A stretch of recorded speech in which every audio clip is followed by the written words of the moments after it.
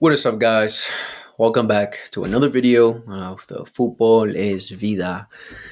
And today we're gonna go over the game from yesterday of Rayo Vallecano versus Barcelona away from home, where Barcelona ended up with a three wins, the 3 points, and ended up with the win, which, as a Barca fan, I'm happy about. But as you can hear by the tone of my voice, I'm not that happy because obviously, we suffered a major loss, a major injury with Marc Bernal. So before anything, let's just talk about that really quick. Marc Bernal, since he's the first appearance that at least I've seen from him was in the preseason, where he honestly impressed playing that lone six position that we've been missing since Sergio Busquets has left us. So we don't have any other player that plays that position. So as much as you want to put Frankie there, as much as Gundogan could have filled in during the time he was here, it wasn't ideal. It wasn't the position that they had to make their own because they just aren't center defensive mid. So we had to obviously look at the market. We had Romeo last season. He was awful. Boom, boom, boom. This season we were thinking, all right, with Flick coming in, are we going to get a new one? Are we going to sign someone? Boom, boom, boom. Mark Bernal came out of nowhere.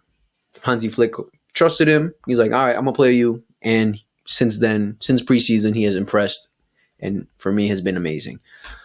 Another La Masia talent, another La Masia creation that is perfect for our system, perfect for the team, perfect chemistry with the other players, and it was looking like it was all sunshine and rainbows. But then yesterday, after a good game, another good game, unfortunately, he suffered an ACL injury that was confirmed after the game yesterday, and practically means his season is over with us. So, honestly, it's sad. This is a problem that's been reoccurring with Barcelona, where we see these young talents come in and then they get injured. I mean, again, we're in this. Barcelona's in a situation where we have to play these players, or we have nothing else. We can't sign anyone. We don't have the money. We don't have the salary cap to bring any new players in. That's why this season we've only brought in Dani Olmo. It's clear that the Barca financial situation is just terrible. We can't do anything, so we have to trust these young players from La Masia. But again, they're young. They're young. They shouldn't be playing these many minutes. They shouldn't be playing these many games like Lamine Yamal, like Gavi when he came in, like Pedri. These are young players that have to develop in their body. They still have to mature. But Barcelona's in a situation where we have to bring these players in and we have to play them. And as good as they are, as amazing talents as they are, like eventually it's going to hit them. Eventually these games are going to hit them. Eventually a one bad challenge can ruin them. And unfortunately, that's what happened with Marc Bernal yesterday, where he went for an tackle, and if I remember, I think he hit his knee with the other player and tore his ACL. So, yep, he's going to be out for 10 to 12 months. There's nothing we can do. All we can say is prayers to Marc Bernal. Marc Bernal, por favor, recupérate. Ven, toma tu tiempo. Toma tu tiempo, porque esto es una situación donde tienes que enfocarte en recuperarte, y es un proceso largo, pero por favor, toma tu tiempo. Barcelona, por favor, tome su tiempo con este jugador. No hagan los mismos errores del pasado. Don't make the same mistakes of the past. Toman su tiempo. Take your time with this player. Please, please take your time. I don't care if he's 100%. He has to be 120%. Don't wait. Don't, even if he's 98%. No. Let him be fully fit, fully recovered, and then bring him back to the team. Don't force him back like we did with Pedri. Don't make the same mistakes of the past. Don't make the same mistakes, please. This player has talent. This player is the future for Barcelona. Take care of him. Marc Bernal, bendiciones para ti, para que te recuperes con todo corazón de todos los culers, y sabemos que vas a volver un crack como ya le enseñaste que eres. So, all right. Let's talk about the game. Honestly, when it comes to the first half, I really couldn't watch it because I was at work. I did watch the second half during my break, so I can mostly focus more on the second half. But from the first half, from what I saw and from what my friends told me, because I told them keep me updated, they told me we've had a bad half, the first half. From what I saw, the first 10 minutes of the game, Rayo were completely, they were dominating. They came out good. They came out you ready to fight. They came out ready to play ball in front of their fans. So And that's what they did. They gave us a lot of troubles in the first 10 minutes and ended up scoring in the first 8 minutes in, um, which for me is a stupid goal for Ter Stegen to let in. With Ter Stegen, it just come down to a point where, my guy, what are you doing? Like, what are you doing? Like, these mistakes are just unforgivable. These mistakes are unnecessary. Get better, bro. Please wake up, because letting these type of goals in, eventually making us drop points later on in the future because you can't make a simple fucking save is ridiculous. So please wake up. Like, bro, like for me, like the trainer, like the goalkeeper trainer, from what I know, has been with us for many many years. So either he's not doing his job because he's not telling Ter Stegen, yo, you're messing up here, fix it, or two, he's not being honest with the club and saying, yo, he's not that guy. He's just not that guy for us. He's not going to help us win championships. He's not going to help us win major trophies. He's just not that guy anymore. As much as he had a good season 2 seasons ago in La Liga, that's it. In La Liga. Let's not talk about the Europa League, the Champions League, the Copa del Rey, where he was awful. La Liga, he had a good season, but the other competitions he didn't. And last season, he also proved that he wasn't good either. So at this point, he's our first captain. We can't really do anything. We already know the situation with trying to sell players. It's done with that. So at this point, he's our main goalkeeper for a good while. So please just get better, bro. Wake up, bro. Like that, like stupid mistakes like that cannot be had, especially for a team like Barcelona. So again, a ridiculous goal to let in, but what can you do? So, but after the goal, like Barcelona woke up and started creating more and started being more dominant with the ball, creating more chances. It looked like we're going to score eventually. The problem I had with the lineup was what I mentioned in the last video with the review of Athletic Club in Barcelona, was that I was worried about the front four, like our formation and the starting 11 that we were playing with. We were basically playing with four attackers: Ferran Torres, Rafinha, Lewandowski, and Lamine Yamal. So, and we're only playing with two midfielders, Pedri and Bernal. So, as good as Pedri and Bernal are at covering areas, and obviously how good they are with the ball and everything, you're going to always need that extra support. Every single team plays minimum three midfielders, and that's what I was worried about. Like, we're playing two attacking, where the fact that we're not going to have much control of the ball, we're not going to have that much progression of the ball. There's going to be imbalance because we're playing with four attackers who are not good in the middle. Like, as much as you're going to put Rafinha behind Lewandowski or Ferran Torres, they're not going to fill in that role as a midfielder or an attacking midfielder would. Like, they're attacking-minded players. They're not midfielders. So that's what I was worried about. An Athletic game. An Athletic game, they proved me wrong because we completely dominated them. But this game showed that there was some imbalance. They showed there's some problems because Ferran Torres was absolutely disappearing in that game. He did nothing. He did absolutely nothing. And he basically proved to the whole fan base, yeah, like, I'm useless in this team. Like, useless. But again, that's a situation I think that's going to completely change now with finally the registration of Dani Olmo. And I think he practically showed yesterday that, yeah, Ferran, hit the bench, my guy. I'm in here now. This is my position. So again, hopefully that changes. Hopefully that does change. Well, I think it will, because Dani Olmo's now in. So yeah, so in balance. So we got to keep it balanced. So the two changes that were, or the one change was Balde didn't start that game either, which was pretty good to see because he needs some rest. He just came back from a major injury too, so we need some rest. He needs to give him some time to come back slowly. That's what Flick also said. We gotta bring him back slowly, so he can't be playing every single minute of every single game. So, and that's what they did. So that's what I was thinking, that as much as Marc Bernal was, or as much as Bali is important for us, he needs some rest. So that's why Gerard Martin took over for that one game, but for me, he wasn't that good. He wasn't impressive. So it's pretty obvious that Balde has to be our starting left back every game. Like, unfortunately, it's gonna maybe hurt him later on, but he's all we got. For me, I wanted to see Alex Valle come in.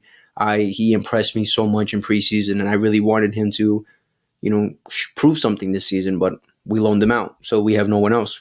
Gerard Martin was the only guy, so it's either that Valle really wanted to get first team games, he wanted to be a complete starter, or Flick trusted Martin more than Valle. But I think it's mostly on the fact that Valle wanted to get more game time. So hopefully he comes back a beast, because he really impressed during preseason. So we'll see what happens with that. So let's just go straight to second half. Second half started. Ferran Torres out.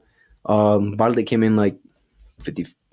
I forgot, but he came in like early into the second half. And from there, we saw the complete and utter change of the game and the way Barcelona were progressing the ball, the way Barcelona were playing. It was beautiful. The moment Dani Olmo came in, complete change, complete change. Dani Olmo, the first touch that he took, I was like, wow. That first touch where he took, when he just turned, like, dang, he's a baller. He's a baller. Like that, just showing like that first touch just shows you how good they are. And from there, he was cooking. From there, he was like cooking that whole game the moment he came on. Obviously, in the moment, like the first chance where he created, where he got fouled in the box, for me, it was a penalty, but, we're not Madrid, so we're not going to get it. So, yeah, so maybe it was a penalty, but, Vardrid, controls the ref, so, we can't do anything about that. So, yeah, so I mean, for me, it was a penalty, but, we move. And Pedri, bro. God. Pedri, bro. He's just. I already talked about him in the last video, how amazing he is. He just minimum 7 out of 10. Last game for me, 9 out of 10. Like, he was amazing. He's just incredible, bro. He's just like, for me, the best midfielder in the world. Like, I don't care what anyone says. For me, he's the best midfielder in the world. He's so aesthetically pleasing. He's so good on the ball. He's just world class. Like, Pedri, fully. That's why I hope fully fit Pedri. Hope, like, pray. Please. I pray for a fully fit Pedri this season, because we're going to see incredible things from him. And he showed it last night too, with getting the first goal, which he himself created. He progressed the ball. He passed it to Rafinha. Rafinha with a good pass back. Boom, with the left foot, bottom right corner, got us back into the game, 1-1. And again, but like that was just beautiful play from him, and obviously giving him more comfortability to go forward, because Dani Olmo was in now, so more balance in the team. So again, beautiful from Pedri. I love Pedri. I can talk about Pedri. I can make a whole video about Pedri if I want, but again, beautiful game from Pedri. Let's talk about the defense really quick. Defense was pretty shaky. Again, like I said, Martin didn't really have a great game. Conde didn't have a great game either. Like, he defensively, he struggled attacking. He messed up a lot. There were chances he could have created, but again, I said what I said about Conde. He's a center back that just turned into a right back. He has to adjust. He has to get comfortable. He has to start waking up in terms of what a right back should be doing. And progressively, he's going to get there, but that's going to take some time. Hopefully, he does get there, because that's basically his position now. So, Cubarsí and Inigo, I think, had a solid game. I don't think they really had that many mistakes, especially in the second half. They were really solid. Like honestly, second half, Rayo had like one chance. Like, we were just completely dominating. So defensively, them two, good. Their second, I already said what I had to say about their second. Marc Bernal, again, before the injury, very solid game, very good game. Pedri, amazing. Dani Olmo, amazing when he come in.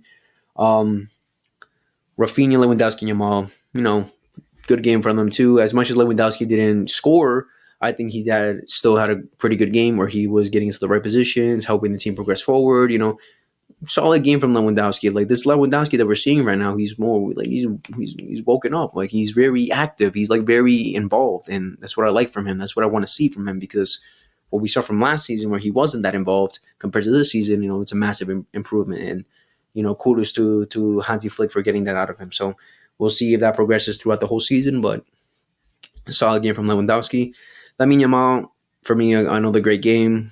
He probably wasn't as sharp as he was compared to other games, but for me, like, he still cooked that left back. I don't even know what his name is, but he still cooked him. He got the assist for the second goal.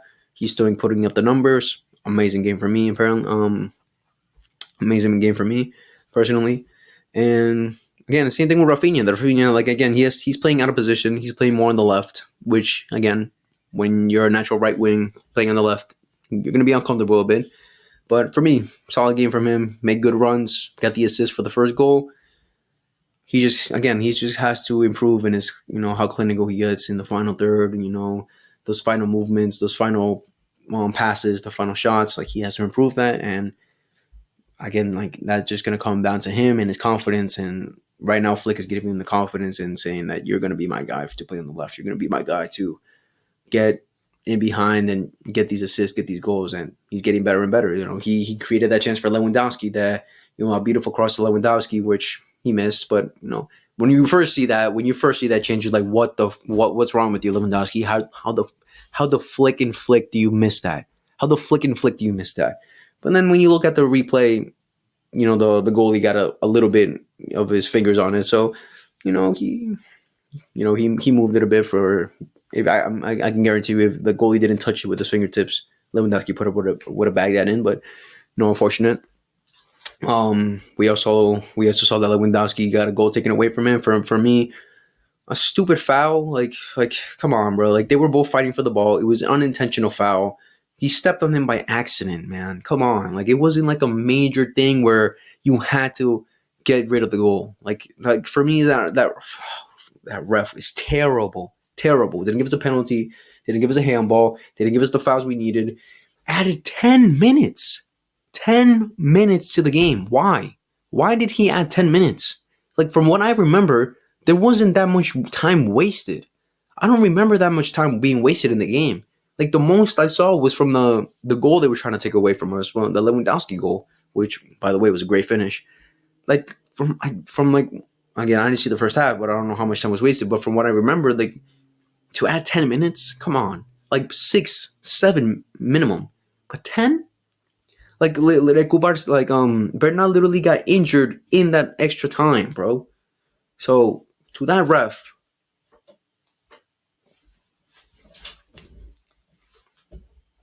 second. All right. So yeah. Again, second half, major improvements. Dani Olmo got his debut goal. Debut goal in his first game. Literally saying to the coolers, guys, I'm back. I'm back. I went away for a little while, but I'm back. I'm back in this team, and I'm ready to bring this team some trophies. I'm ready to prove myself. He's a La Masia talent. He came up with us. Yeah, we let him go for a while. He's in his prime ages now, and he's showing it. He's showing the magic. His feet, beautiful control of the ball, progression. Like he's smart. He had a nice ass shot that he took and he hit crossbar. I'm really excited to see what he's going to bring to us because Dani Olmo looks like he is a very good player. He even showed it in the Euros how good he is, especially with control. With his feet, bro. He's filthy. So I'm excited to see more about Dani Olmo this season, and hopefully he pops off. Pray no injuries.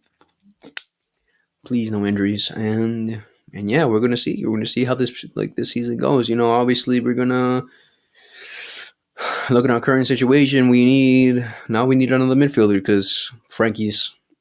Who knows what the fuck is going on with Frankie de Jong? Gavi's not gonna come back to November. Obviously we have Fermin, Pablo Torre, Casado, but none of them are sixes. None of them can play that fill in what Bernal did, and obviously Fermin and Torre are both attacking minded midfielders, and Casado would maybe fill in there, but I don't really see him playing as a lone six. I don't see him as that kind of player. So it's either Barca try to get some. I don't even want to say this. I don't even want to say Barca try to sign someone because we can't do shit. We can't sign anyone. We can't do anything. So I don't even want to say try to sign someone because we can't. We also need another center back. We got rid of Lenglet. We got rid of Fai. We got rid of what else? We get rid of. If I remember, like those two. Christensen's out for who knows how long because we literally registered Dani Olmo because Christensen is injured. So we don't know how long because from the early reports they were saying a month or two.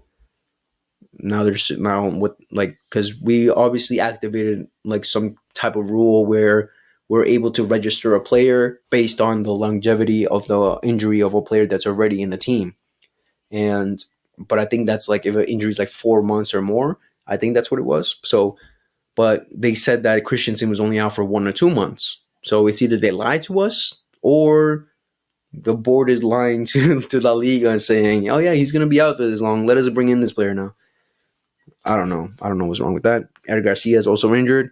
Araujo is out till December.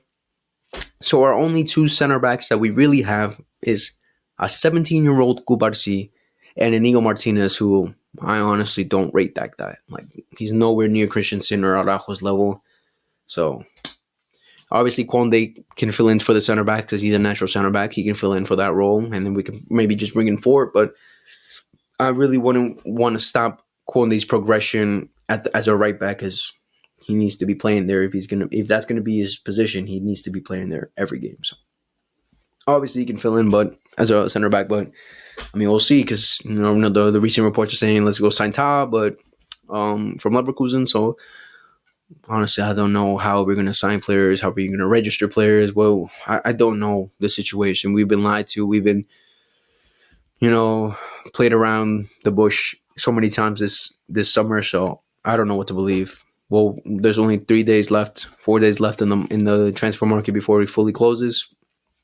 So we'll see what happens. We'll see what happens from there on. But again, solid game from us.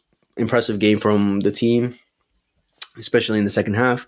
And hopefully it goes all good. Obviously we played this weekend. Who do we even play, bro? I don't even.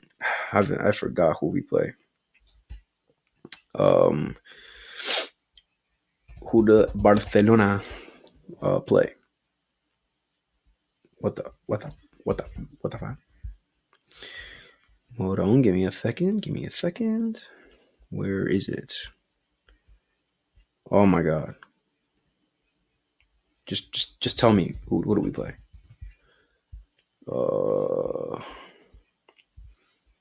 Bro, what's good with this? Oh, Real Valladolid. Okay, so we play Real Valladolid at home. Okay, in the Munjik, but yeah, if a trash Madrid team can beat them with their sub scoring, because Kylian Mbappe videos asses this season, if they can score on them, beat them easily, we can obviously destroy them easily. It's much like we're gonna show Madrid, all right, you guys couldn't do the low, you couldn't handle them the low block. This is how you do it. We'll score like 10. We'll see what happens, but that should be a good another 3 points before the international break. And yeah, hopefully it all goes good. Hopefully Flick has some ideas. Hopefully, I don't know, where some new La Masia talent pops up and we're like, all right, Martin got injured. Let's bring this guy in. Who knows?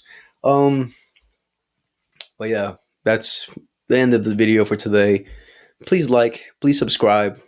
Please let me comment something. I want to read it. I'm gonna reply. 100%. I'm gonna reply. Let's have a chat. Like, tell me what you guys think. Tell me what you guys think of Barcelona this season so far. How we're doing. We're 3 for 3, 9 points out of 9. Very impressive so far. Great start to the season.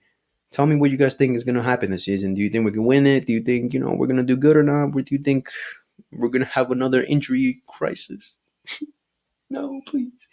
Who knows? We'll see what happens. But uh, yeah, just leave a comment, share the video, tell your friends about, this is a guy who has an excellent ball knowledge. He's an IQ is high as hell. Recommend them one of my videos, because I got some other bangers ready to come out sooner or later. But we got Prem stuff to go over, La Liga soon. I think maybe in like 2 days, 3 days, I'm gonna make a video about Madrid, and I have some other videos planned up.